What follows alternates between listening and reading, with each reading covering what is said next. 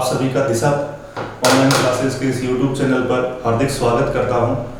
आज हम आपके लिए साइंस का एक टॉपिक लेकर आए हैं जो कॉमनली परीक्षाओं में फ्रिक्वेंटली पूछा जाता है। बार बार जिससे संबंधित प्रश्न हमें हर बार परीक्षाओं में देखने को मिलते हैं और हम प्रायोरिटी बेसिस पर चलेंगे अब कि जो टॉपिक परीक्षाओं में ज़्यादा पूछे जाते हैं या जिन टॉपिकों से परीक्षाओं में सवाल ज़्यादा पूछे जाते हैं, हम पहले उन्हीं टॉपिक्स के बारे में चर्चा करेंगे। तो आज हम एक टॉपिक लेकर चल रहे हैं परिसंचरण तंत्र। परिसंचरण तंत्र या हम इसे अंग्रेजी में कहते हैं सर्कुलेटरी सिस्टम।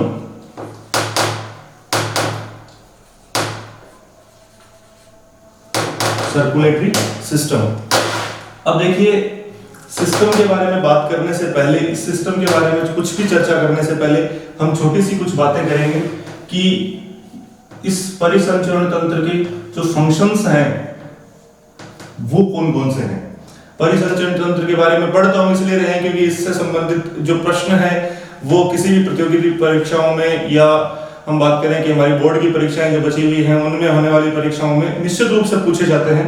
और प्रश्न तो पूछे जाते हैं, साथ साथ हमें ये पता तो चले कि परिसंचरण तंत्र हमारी बॉडी में किस तरह से काम करता है, कौन कौन से काम हैं जो इसके अंतर्गत आते हैं। पहला काम है जो पोषक पदार्थ हैं जिनको हम भोजन के माध्यम से ग्रहण करते हैं, उन पोषक पदार्थों के अवशोषण से, पोषक पदार्थों के परिवहन का काम, अवशोषण के बाद शरीर की सभी कोशिकाओं तक या दूसरे अंगों तक पहुंचाने का जो कार्य है वो किसके द्वारा किया जाता है, परिसंचरण तंत्र के माध्यम से।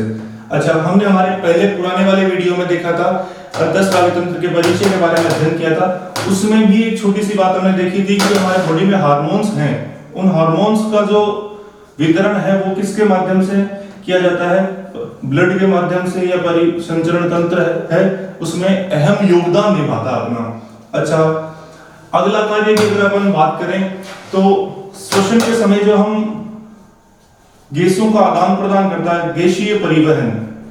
श्वसन के समय हम जो ऑक्सीजन फेफड़ों के पास लेकर जाते हैं, फेफड़ों से उस ऑक्सीजन को पूरी बॉडी में सर्कुलेट करना और फिर बॉडी में जो श्वसन क्रिया के माध्यम से जो CO2 बनी है उस CO2 को फेफड़ों तक लाना, ये सारा का सारा गैसीय परिवहन का जो कार्य है वो किसके माध्यम से किया जाता है, परिसंचरण तंत्र के माध्यम से किया जाता है। अगर हम अगली इसके कार्य की बात करें तो इसका कार्य आ जाता है नाइट्रोजनी पदार्थों का परिवहन। नाइट्रोजनी पदार्थों का परिवहन,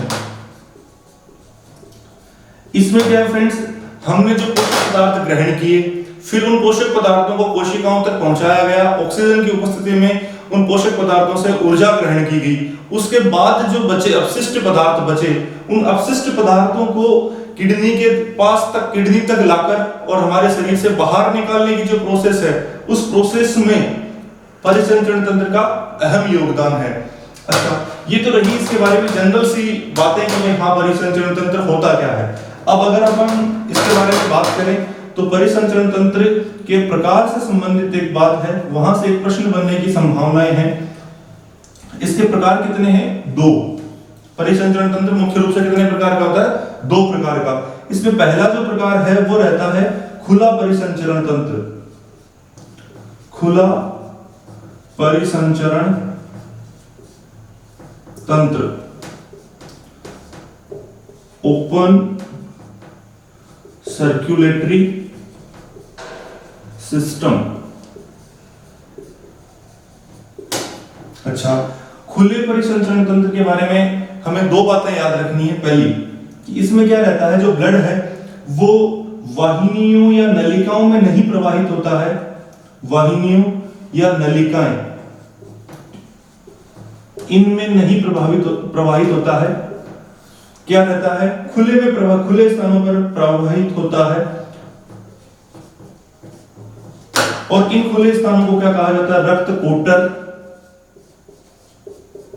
यह क्या कहा जाता है, हीमोसील कहा जाता है। इस शब्द को आप अच्छे से ध्यान रखेंगे, महत्वपूर्ण है, कुछ परीक्षाओं में पूछा हुआ प्रश्न है। अच्छा, अब देखिए फ्रेंड्स, हमें कोई नहीं पूछेगा कि खुला परिसंचरण तंत्र क्या होता है, इसके बारे में 2-4 लाइनें लिखना या 1 नंबर 2 नंबर का प्रश्न आ गया, हमें इसके बारे में लिखना। लेकिन जो प्रश्न आने की संभावनाएं रहती हैं वो रहती है इसके एग्जाम्पल्स हैं कि किन किन जीवों में या किस संघ के प्राणियों में खुले प्रकार का परिसंचरण तंत्र पाया जाता है। तो इसमें है एक तो ऑर्थ्रोपोडा और एक मोलस्का। आप नोट डाउन करेंगे इस बात को और इंपॉर्टेंट भी यही लगाएंगे। अगर प्रश्न बनता है परिसंचरण तंत्र में खुले परिसंचरण तंत्र से तो निश्चित रूप से यही बनेगा कि आर्थ्रोपोडा संघ के जीवों में या मोलस्का संघ के जीवों में किस प्रकार का परिसंचरण तंत्र पाया जाता है। या फिर हमें यूं पूछ लिया जाए कि खुले निम्न में से किन जीवों में खुले प्रकार का परिसंचरण तंत्र पाया जाता है, आर्थ्रोपोडा, मोलस्का, इकाइनोडर्मेटा, ये हमें ऑप्शन दिए जा सकते हैं। अच्छा, इस आर्थ्रोपोडा से संबंधित एक प्रश्न और है जो मैं आपके साथ शेयर कर देता हूं। इसमें सर्वाधिक जीव रहते हैं, जनसंख्या की दृष्टि से सर्वाधिक जीव किस संघ में है? ऑर्थ्रोपोडा में है। जितने भी कीट पतंग है ना, कीड़े मकोड़े, वो सारे के सारे किस में आते हैं? आपके घरेलू मुखी मच्छर जो भी हैं, मकड़ी वकड़ी, सारे के सारे कीड़े मकोड़े हैं, वो सारे के सारे किस संघ में आते हैं? ऑर्थ्रोपोडा में। दूसरा, बंद प्रकार का परिसंचरण, बंद परिसंचरण तंत्र। इसमें क्या है? Closed circulatory system. इसमें क्या रहता है? जो ब्लड है वो किन में प्रवाहित होगा? वाहिनियों में। भाई उसका उल्टा तो है, वाहिनियों या नलिकाओं में। अच्छा, इसके साथ साथ इसके एग्जाम्पल की बात करें तो इसका एग्जाम्पल कौन है? जितने भी कशेरुकी हैं, कशेरुकी प्राणी जो है वो सारे के सारे किसके एग्जाम्पल हैं? बंद प्रकार के या क्लोज्ड सर्कुलेटरी सिस्टम के एग्जाम्पल कौन है? कशेरुकी प्राणी।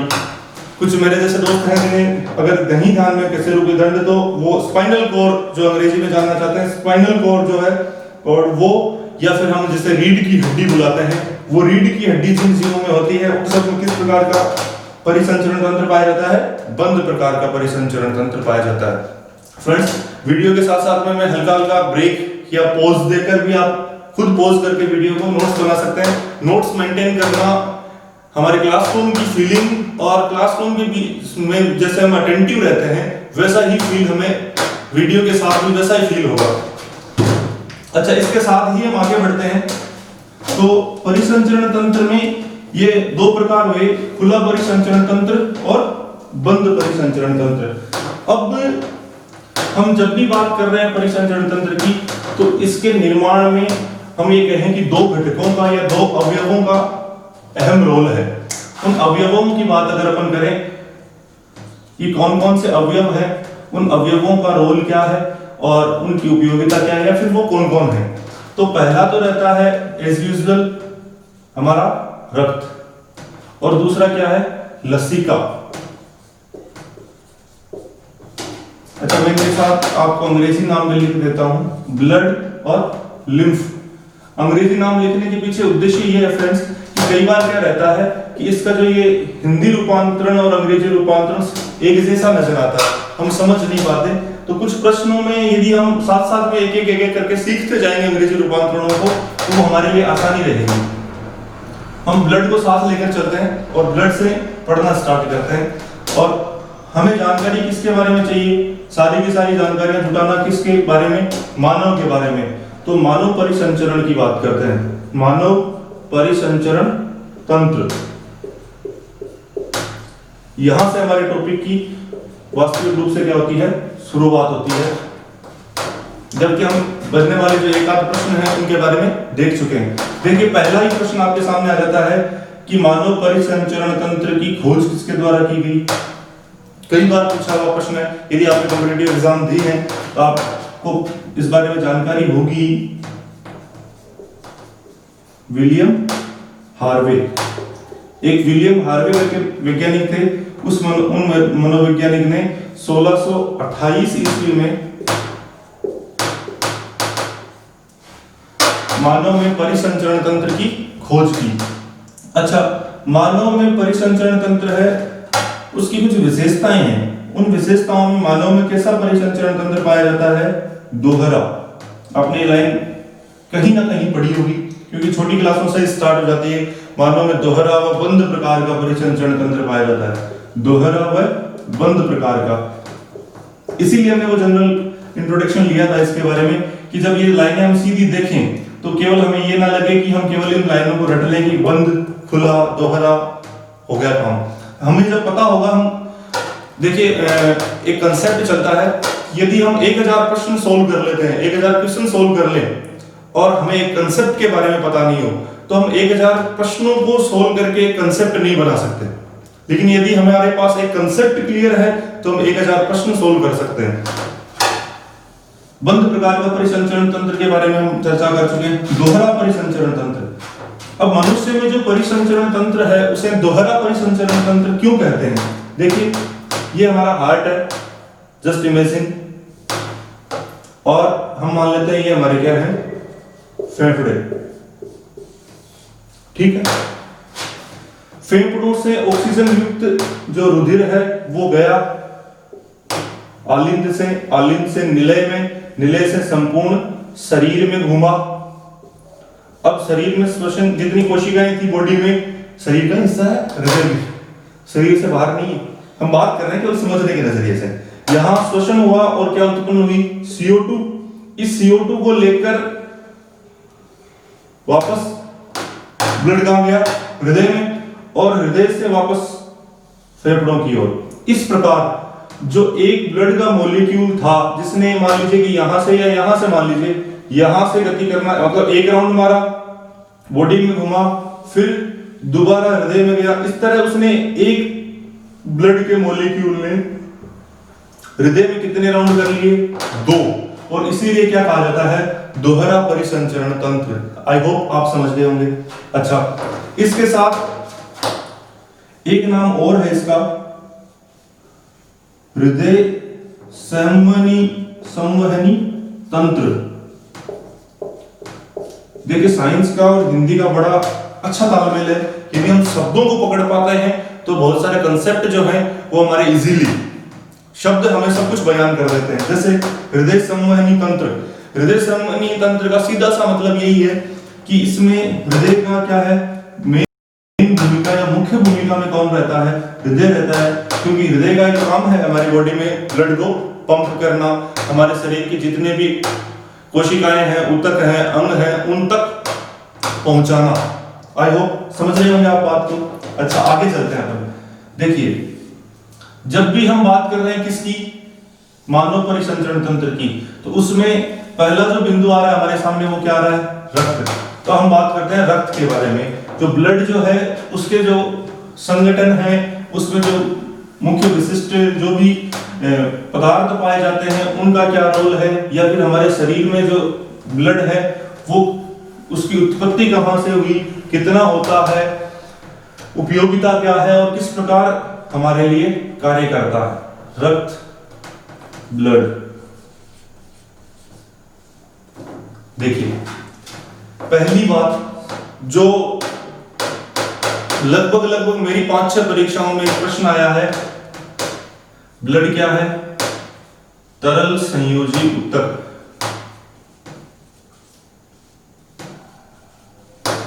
क्या है, तरल संयोजी ऊतक। पहली बात आप नोट्स लगाएंगे, नोट्स बनाएंगे, साथ साथ बना ही रहे हैं आप। अच्छा, इसके साथ साथ इसके लिए एक नाम और आता है, फ्लूइड कनेक्टिव टिश्यू। टिश्यू मतलब ऊतक, कनेक्टिव जोड़ने वाला, फ्लूइड द्रव्य, शरीर के बाह्य द्रव्य को जोड़ने वाला टिश्यू। देखिए यहां से एक प्रश्न पूछा गया है एक बार कि शरीर का सबसे इंपॉर्टेंट प्रश्न है, सबसे कोमल ऊतक, शरीर का सबसे कोमल ऊतक है वो कौन सा है? तो उसका आंसर भी क्या होगा, संयोजी ऊतक या फिर क्या है, रक्त, सीधा रक्त। अगर उसमें डिटेल से पूछे और बाहर पूछना जाए तो क्या है, संयोजी ऊतक है, शरीर का सबसे कोमल ऊतक है। अच्छा, मैं आपको एक छोटी सी जानकारी और देना चाहूंगा संयोजी ऊतक के बारे में। हमारा जो शरीर है, पूरा संपूर्ण शरीर है, उसका लगभग 30% हिस्सा जो है 30% भाग हिस्सा वो किससे निर्मित है? संयोजी ऊतक से। यदि आपसे प्रश्न पूछ लिया जाए कि हमारे शरीर में जितने भी ऊतक हैं उन ऊतकों में सर्वाधिक किस ऊतक से का हमारे बॉडी का निर्माण हुआ, या हमारे बॉडी के निर्माण में, शरीर के निर्माण में किस ऊतक का योगदान सर्वाधिक है, तो आप क्या कहेंगे? संयोजी ऊतक। हमारी जो बोन्स हैं वो सारी भी किससे निर्मित होती है? संयोजी ऊतक से। वापस रिपीट कर देता हूं, यदि प्रश्न ऐसा आ जाए कि हमारे शरीर के निर्माण में सर्वाधिक योगदान कौन से ऊतक का होता है, तो क्या बताएंगे? संयोजी ऊतक का। इसको हटा लेता हूं, संयोजी ऊतक का। और जो संयोजी ऊतक है वो हमारे शरीर का कितना प्रतिशत हिस्सा बनाता है? 30%। अच्छा जी, अब देखिए एक प्रश्न और है। हम ये मान लीजिए कि जितनी ब्लड के बारे में बात करेंगे वन लाइनर, वो लगभग जो प्रश्न परीक्षा में पूछे गए हैं, क्योंकि ये ऐसा टॉपिक है जिससे प्रश्न बनते ही हैं। उत्पत्ति, इसकी जो उत्पत्ति है वो किससे हुई है? मेसोडर्म से। अब एक सवाल आता है हमारे दिमाग जहन में कि ये जो मेसोडर्म है वो क्या है? कुछ साथियों को बहुत अच्छे से पता है, भ्रूणीय परत है, भ्रूणीय स्तर है। आप स्तर कह सकते हो, परत कह सकते हैं, हम स्तर कहें और अच्छा बेहतर साउंड करता है। देखिए मेसोडर्म क्या होती है। जैसे ही निषेचन हो जाता है अंडाणु और शुक्राणु का, निषेचन के बाद 3 परतें बन जाती हैं भ्रूण में। एक्टोडर्म, मेसोडर्म और एंडोडर्म। आगे चलकर इन्हीं 3 परतों से शरीर के अन्य अंग जो भी हैं सारे, इवन हमारे हार्ट, फेफड़े, किडनी, नाखून जो भी कुछ बनना रहता है वो इन्हीं 3 परतों से निर्मित होता है। इसलिए जब भी हम ग्रंथियां वगैरह पढ़ेंगे या फिर किसी ऑर्गन्स को पढ़ेंगे तो उसके बारे में ये जानकारी पक्का रखेंगे, क्योंकि सीधा प्रश्न बन जाता है कि ये 3 नाम हो गए तो हमारे प्रश्न बनाने में अगले को बिल्कुल परेशानी नहीं होगी। ये लीजिए, और डी में ये लीजिए एक्सोडर्म। ये 4 नाम बन गए आराम से। उसे बिल्कुल सोचने की जरूरत नहीं पड़ेगी कि मुझे ऑप्शन कैसे बनाने हैं, क्या करना है, कहीं से प्रश्न ढूंढ के लाने की जरूरत नहीं है। बस इतना सा लिखना है कि हृदय की उत्पत्ति भ्रूण के किस परत से होती है, वृक्क या जो किडनी है उसकी उत्पत्ति किससे होती है, हमें कहते हैं कि हमारी जो मास्टर ग्रंथि है, पीयूष ग्रंथि, उसकी उत्पत्ति किससे होती है। और किसी अंग का फेफड़े का नाम लिया जा सकता है, हमारे और किसी भी अंग का नाम लिया जा सकता है कि भाई इस अंग की उत्पत्ति, नाखूनों की उत्पत्ति, मस्तिष्क के इस भाग की उत्पत्ति कहां से, किस भाग से होती है। तो आप याद रखेंगे, महत्वपूर्ण प्रश्नों की श्रेणी में आता है। अच्छा, आगे हम बात करते हैं ब्लड में। तो ब्लड तरल संयोजी ऊतक है, फ्लूइड कनेक्टिव टिश्यू भी कहते हैं। उत्पत्ति किससे हुई है? मेसोडर्म से हुई है। अब यदि मैं बात करूं कि एक वयस्क व्यक्ति में, क्या एक वयस्क व्यक्ति में, और वयस्क के साथ साथ मैं एक नाम जोड़ना चाहूंगा, स्वस्थ। वयस्क भी हो और स्वस्थ भी हो। यदि वयस्क और स्वस्थ दोनों हैं तो उसमें जो ब्लड है वो कितना होगा? 5 से 5.5 लीटर तक, मतलब 5 से 5.5 लीटर लगभग इस मात्रा तक उसमें क्या रहेगा? रक्त रहेगा। एक प्रश्न कई बार पूछ लिया जाता है कि हमारे शरीर में जो ब्लड का प्रतिशत है वो हमारे कुल भार का, देखिए ध्यान से, कुल शरीर भार का कितना प्रतिशत भाग होता है? तो 7 से 8% जो हिस्सा है वो क्या रहता है? ब्लड। जैसे मान लीजिए कि आपका वेट है 50 किलो, तो आप यदि आपको गणना करनी हो 50 किलो की जगह हम ये मान लेते हैं, थोड़ा सा इजी हो जाएगा, 70 किलो मान लेते हैं। कितना हुआ? 49/10। आप में ब्लड कितना आया? 4.9। अब का सर तो किलो ने 5 5.5 लीटर हुआ है, बिल्कुल होता है on an average, on an average हो सकता है। मतलब इस कंडीशन में, इस पैरामीटर में, इस दायरे में होता किसका? स्वस्थ व्यक्ति का हो जाएगा। लगभग 4.9 है, तो लगभग 5 लीटर है। अच्छा, यदि मैं बात करूं मेल और फीमेल में, तो फीमेल्स में मेल्स की तुलना में जो ब्लड है वो क्या होता है, कम।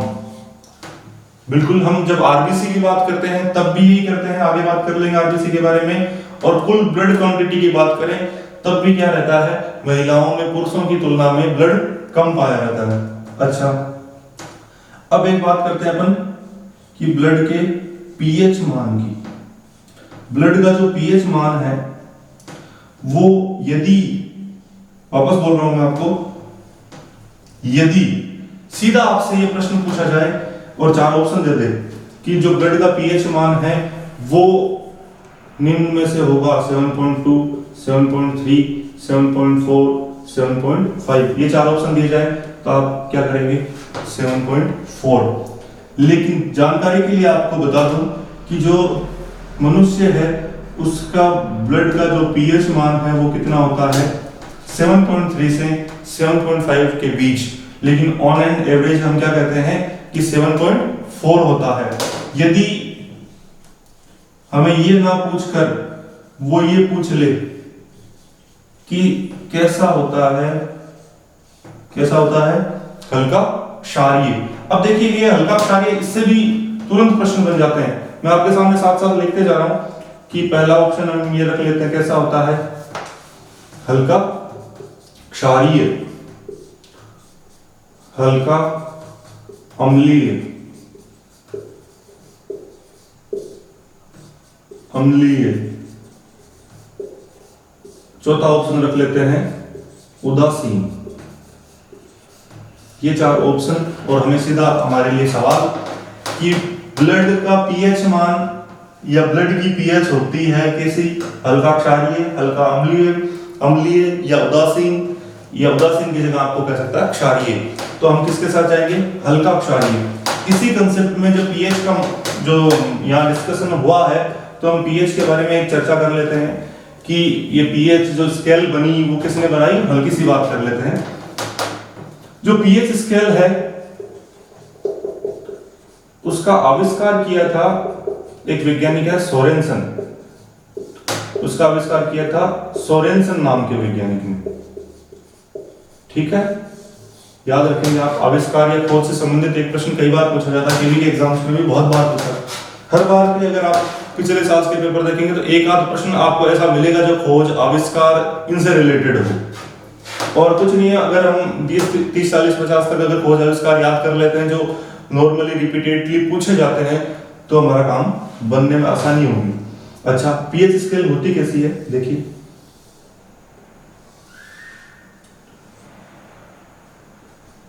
उस पर 0 से लेकर 14 तक के 3, 4, 5, 6, 8, 9, 10, 11, 12, 13, 14 ऐसे 0 से 14 तक के अंक लगाए रहते हैं।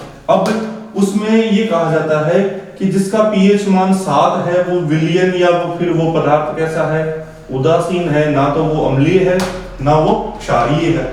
लेकिन जैसे जैसे पीएच मान 7 से कम होता जाएगा तो विलियन कैसा होता जाएगा, अम्लीय। समझ रहे होंगे। 6 और 5 में से ज्यादा अम्लीय कौन है, जिसका पीएच मान क्या है, 5, 4, 3, 2, 1। और जैसे जैसे पीएच मान बढ़ता जाएगा कैसा, विलियन या पदार्थ कैसा होता जाएगा, क्षारीय। ठीक है। अब देखो इससे संबंधित भी कई बार प्रश्न पूछे जाते हैं कि वो हमें ये कर ले कि कुछ 1-2 सॉल्यूशन दे दे 5-6, और ये हमें कहते हैं कि इनको आरोही या अवरोही क्रम में व्यवस्थित करो, आरोही या अवरोही क्रम में व्यवस्थित करो। ऐसे प्रश्न दिए जा सकते हैं, आरोही या अवरोही क्रम में व्यवस्थित करो, ऐसा हो सकता है। या फिर ये हो सकता है कि हमें 2 सॉल्यूशन दे, उनका पीएच मान दे दे 2, 4, 5, और हमें ये कहे कि इनमें सबसे ज्यादा अधिक अम्लीय कौन है, इनमें सबसे ज्यादा क्षारीय कौन है, तो हमें इनका ध्यान रखना है और साथ साथ चलना है। अच्छा जी, अब हम बात करते हैं इसके आगे की जो बात है उनकी। यदि हम बात करें इसकी श्यानता की, वेलोसिटी, तो जो इसकी श्यानता है उसकी तुलना हम अगर जल से करें, वाटर से करें, तो मैं बोल रहा हूं आपके लिए कि रक्त की श्यानता जल की तुलना में 4.2 से 5.2 गुना अधिक होती है। क्या बोला मैंने कि रक्त की श्यानता जल की तुलना में 4.2 से 5.2 गुना अधिक होती है। अब देखिए, यदि एक इसका विशेषता और आ जाती है स्पेसिफिक, यदि हम इसकी स्पेसिफिक ग्रेविटी की बात करें, स्पेसिफिक ग्रेविटी की बात करें तो इसकी होती है 1.04 से लेकर 1.05 तक। किसकी तुलना में? जल की तुलना में। मतलब इस बात से मतलब मैं आपको यह कहना चाहता हूं कि जो हमारा रक्त है वो क्या रहता है, जल से भारी है। ये मान लीजिए आप, जल से क्या है, जल से भारी है। जो ब्लड है वो क्या है, जल से भारी होता है। आप इस लाइन का मतलब सीधा सा यही है कि रक्त है वो जल से भारी है। अच्छा, इसका स्क्रीनशॉट अगर आप लेना चाहें तो स्क्रीनशॉट ले सकते हैं। हम आगे बात करते हैं।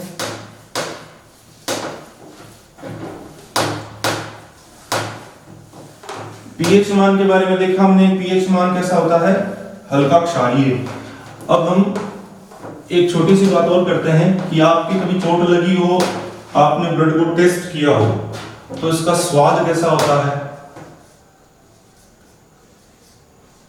ब्लड का स्वाद कैसा होता है, नमकीन, या हम कह सकते हैं कैसा होता है, साल्टी। इसके साथ साथ ही मैं आपको एक इंटरेस्टिंग बात बताता हूं जो महत्वपूर्ण भी है और परीक्षा में प्रश्न बनने की उसकी संभावना तो है ही है, और हमें जानकर भी ऐसा आश्चर्य होगा और खुशी मिलती है अंतर्मन को कि हम और कुछ अच्छा सीख रहे हैं। देखिए, यदि जो ब्लड है उसका पीएच मान, ब्लड का पीएच मान 6.8 से कम हो जाए, ध्यान दीजिएगा, यदि 6.8 से क्या हो जाए, कम, या फिर 7.8 से अधिक हो जाए, 7.8 से क्या हो जाए, अधिक हो जाए, तो ये दोनों ही कंडीशन कारण बनते हैं किसका, मृत्यु का। यदि किसी व्यक्ति के ब्लड का जो पीएच मान है वो 6.8 से कम हो जाए या 7.8 से क्या हो जाए, अधिक हो जाए, तो वो किसका कॉज बनेगी, डेथ का, व्यक्ति की मृत्यु हो सकती है। अब देखो, सोचने वाली बात है कि जब ऐसी कंडीशन है तो हमारे शरीर में ऐसा क्या है कि इतनी सारी बायोकेमिकल रिएक्शन होने के बावजूद भी हमारी बॉडी में जो पीएच का मान है, ब्लड के पीएच का मान है, उसको मेंटेन करके रखे हुए हैं। तो हमारी बॉडी में क्या होते हैं, बफर्स, ये क्या करते हैं, इस पीएच मान को क्या करते हैं, मेंटेन करके रखते हैं। और इसमें सहयोग देने के लिए है आपके सोडियम बाइकार्बोनेट, सोडियम बाइकार्बोनेट, और मैं कह सकता हूं कैल्शियम व फॉस्फेट के बाइकार्बोनेट, कैल्शियम व फॉस्फेट के बाइकार्बोनेट, ये किसमें हेल्प करते हैं, इस पीएच को मेंटेन रखने में। अच्छा, हम इसके साथ साथ ही बात करते हैं इनकी ब्लड बैंक्स की।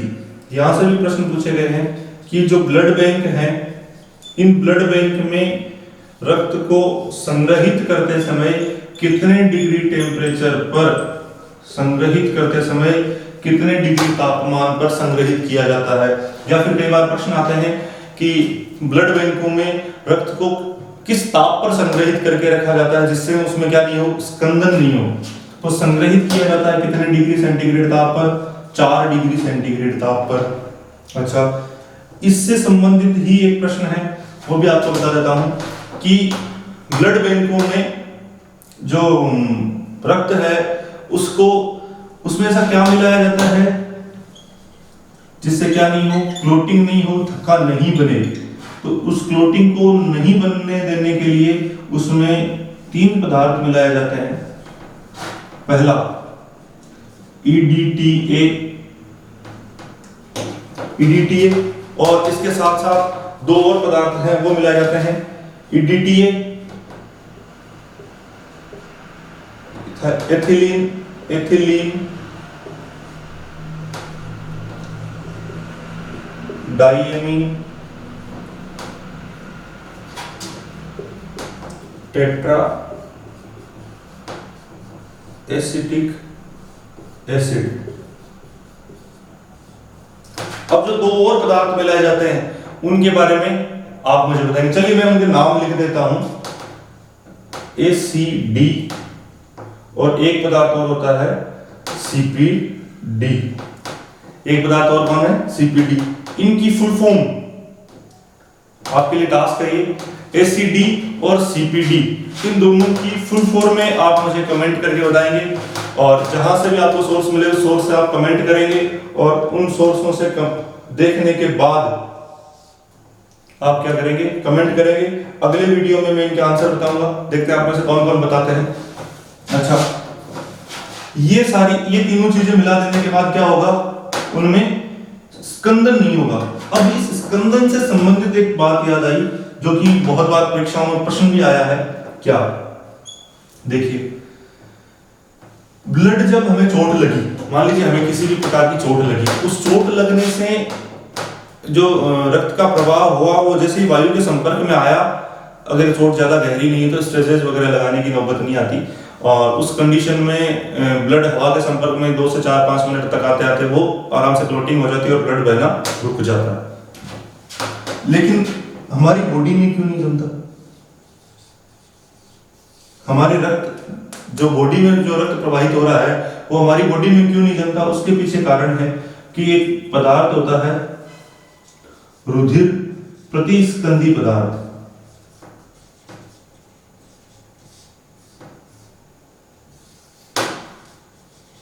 इंपोर्टेंट करके ये नाम लिख लीजिएगा, हिपेरिन। हिपेरिन जो है वो क्या है? रुधिर प्रतिस्कंदी पदार्थ है, और इस पदार्थ की उपस्थिति के कारण ही रक्त वाहिनियों में नहीं जमता। कई बार प्रश्न आए हैं कि हमारे शरीर में रक्त वाहिनियों में नहीं जमता है, क्यों?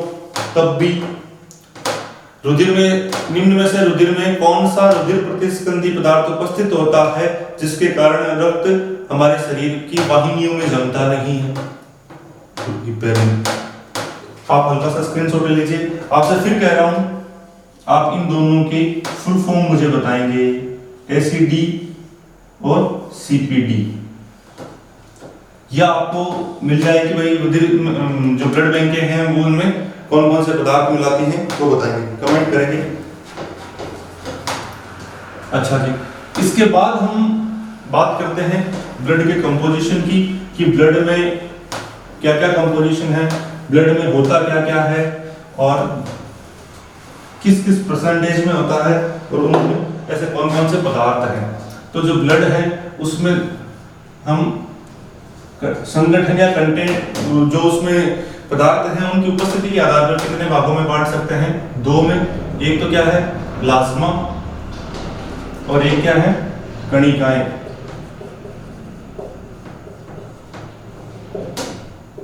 प्लाज्मा और कणिकाएं।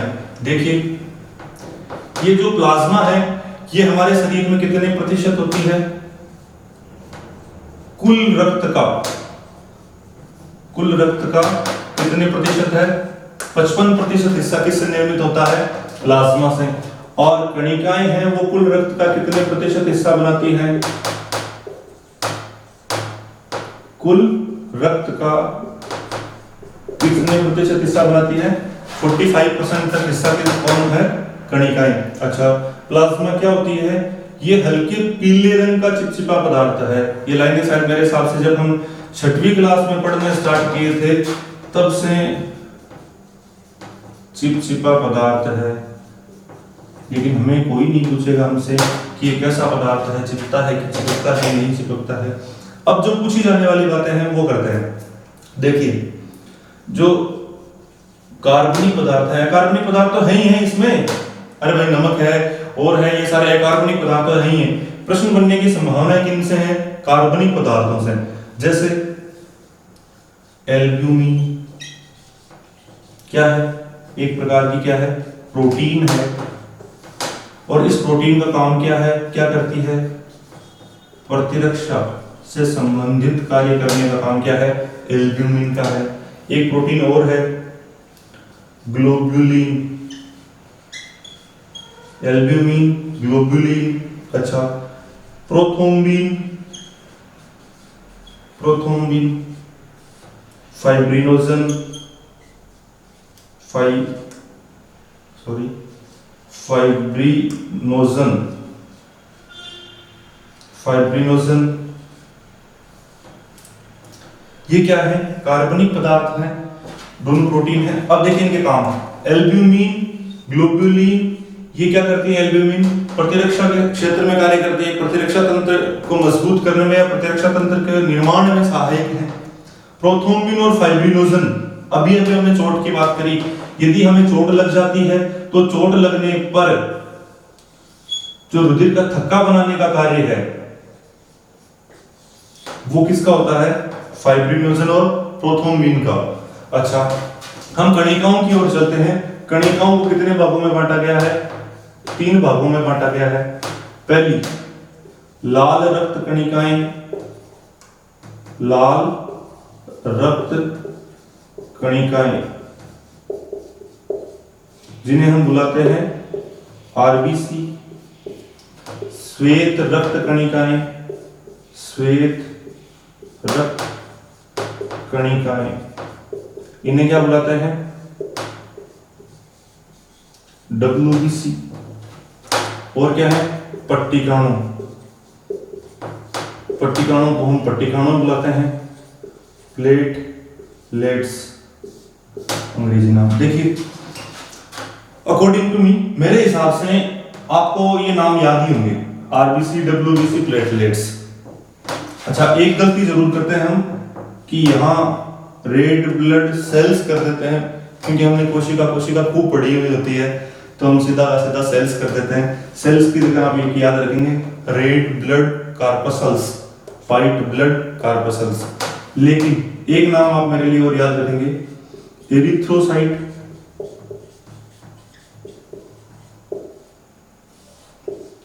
इसको बोलते हैं ल्यूकोसाइट।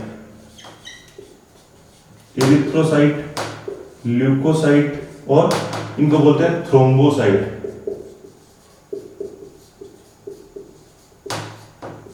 एरिथ्रोसाइट, ल्यूकोसाइट और थ्रोम्बोसाइट। तो दोस्तों हमने आज परिसंचरण तंत्र के बारे में हल्की फुल्की जानकारी ली। रक्त तक आए। अगले वीडियो में हम कणिकाओं, रक्त कणिकाओं के बारे में बात करेंगे, आरबीसी, डब्ल्यूबीसी और प्लेटलेट्स के बारे में बात करेंगे। और यहाँ हमने जो रुधिर का स्कंदन की बात करी कि रुधिर का स्कंदन कैसे होता है, रुधिर स्कंदन के बारे में बात करेंगे। और हार्ट के बारे में बात करेंगे, लसिका तंत्र के बारे में बात करेंगे। हम आगे हमारे और वीडियोस आते रहेंगे और हम उन टॉपिक्स के बारे में पहले बात करेंगे जिनसे ज्यादा प्रश्न बनने की संभावना है, जो हमारे अकॉर्डिंग प्रश्न बनने की संभावना ज्यादा से ज्यादा होगी, उन टॉपिक्स के बारे में हम पहले चर्चा करेंगे। आई होप आपको ये वीडियो अच्छा लगा होगा। आपके लाइक्स और कमेंट्स की हमें आशा रहेगी। आपके लाइक और कमेंट हमें मोटिवेशन देंगे। और साथ साथ मैंने आपसे जो पूछा है, जो 2 फुल में पूछी है, वो आप कमेंट करके बताएंगे। और अपने घर पर रहेंगे, स्वस्थ रहेंगे, पढ़ते रहेंगे। आपके लिए फ्रेंड्स बहुत सारी चीजें हैं, जैसे भोमजी सर ने मुझे आपको बताया होगा कि नोट्स वगैरह बनाने की बात है, तो आप जैसे ही कोचिंग क्लासेस खुलेंगे और पीडीएफ वगैरह अवेलेबल करवानी होगी, वो जितना कुछ हमसे बन पड़ेगा हम आपके लिए करने के लिए तैयार हैं। आपका धन्यवाद। Thank you.